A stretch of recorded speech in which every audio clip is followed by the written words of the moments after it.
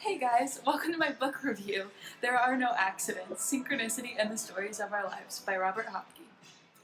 The book is about synchronicity, which is a concept defined by the psychologist Carl Jung, and tells us that a synchronicity is really just a meaningful coincidence. It's special because we give it meaning. Many people have had synchronistic events in our lives, and they allow us to be influenced by the event.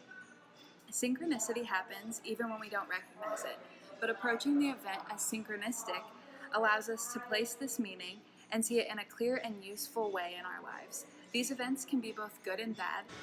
Throughout the book, Hopcke shares stories about synchronicities via different stories from various individuals of all ages and in all walks of life.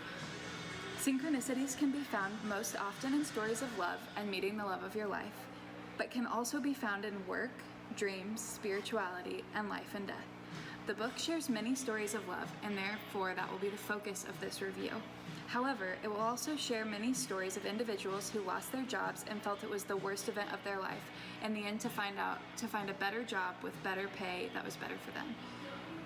Hopcke states in the book on page 44, every movement forward in our lives, every degree of growth, involves three parts. First, we become aware that our current situation no longer fits us or works. Sometimes outer events make this clear. Our father threatens to withdraw financial support. While sometimes it is our inner feelings which point this out to us, we are unhappy with the constraints upon our freedom to live as we want to. Then we enter a state of confusion and transition. We begin to imagine how things might be different, and we might even leave our current situation without fully knowing what is to come or how we are to proceed.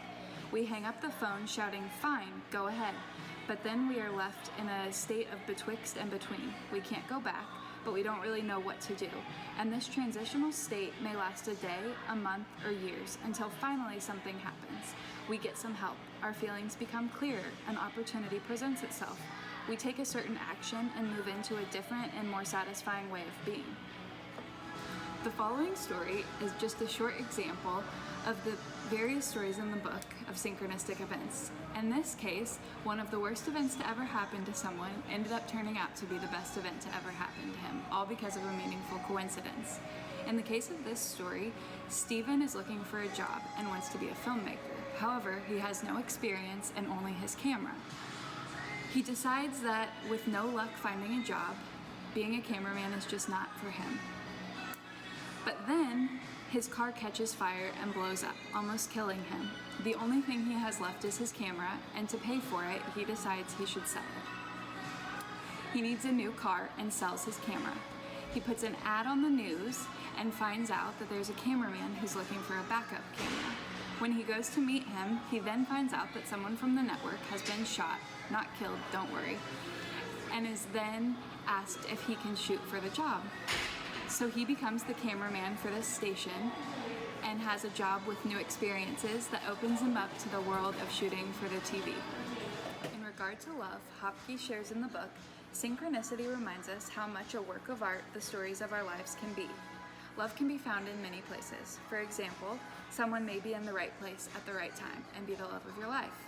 Or it could be lessons in love, where you find someone but it's not right.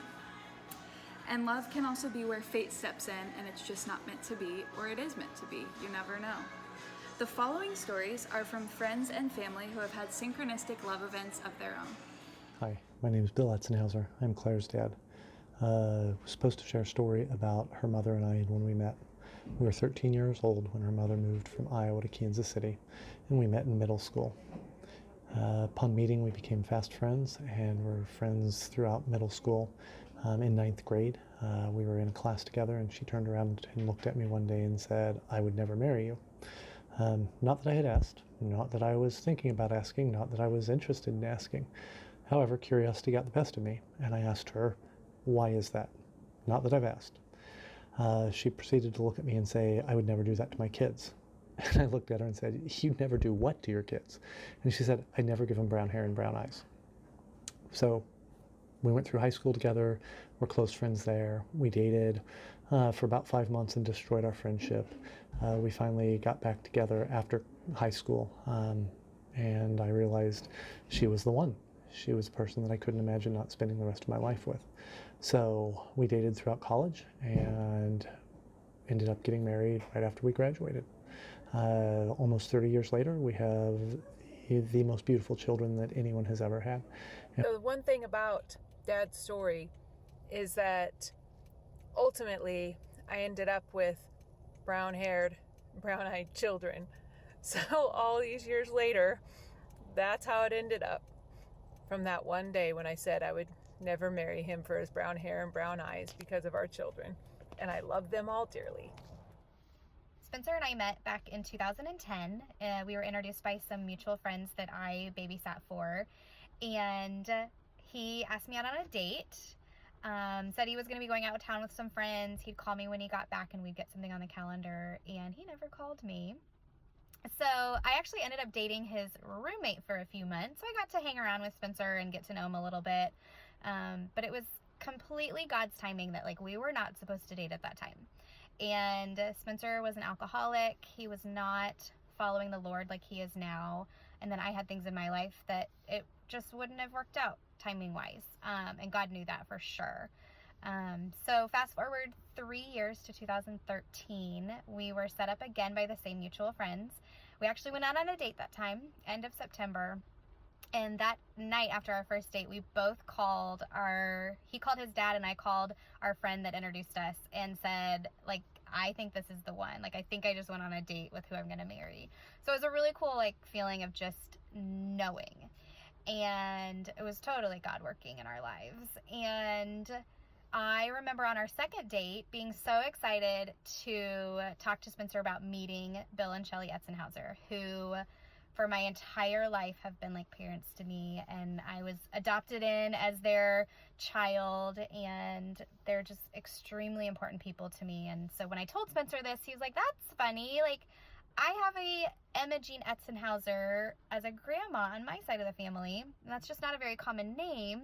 So I wonder if they're related. So I texted Claire, and lo and behold, Spencer and Bill are cousins. And so it's just really a crazy coincidence that they're related, somebody that I'm falling in love with, and a family that's really, really important to me being related. And it's just really, really cool. So fast forward, that was September. February, we were engaged. A year later, March 14th, 2015, we were married. We now have a 2-year-old daughter. We go over to the Etzenhausers every Sunday night for family dinner, and it's just such an awesome thing to look back on. And I love telling our story of just how the Lord put us together at his perfect timing, and that Spencer and the Etzenhausers are related, and it's just such a cool story to tell. Wow, weren't those stories amazing? Isn't love so cool? Now, think to yourself, when was a time you may have had a synchronistic event happen to you? There are many stories within this book that share all stories just like this. Take the time to ask others, how did you meet your lover or best friend? Or even say, tell me a story. You never know what they'll have to say. Many of their stories will be synchronistic in nature. Thanks for joining me for my book review about synchronicities from the book There Are No Accidents, Synchronicity and the Stories of Our Lives by Robert H. Hopcke. So I chose the book There Are No Accidents, Synchronicity and the Stories of Our Lives because I found the idea of meaningful coincidences just to be so interesting, and I wanted to learn more about them. From this book, I've gained insight just on different events that have happened in people's lives and how they can be a meaningful coincidence and a synchronistic event. And so from this, I've just learned so much about reading into what's happening in my life and maybe seeing that as a synchronistic event. This book has allowed me to really look back at past experiences and then in the future look towards little coincidences and see how they could be meaningful in my life and what they could actually mean for me.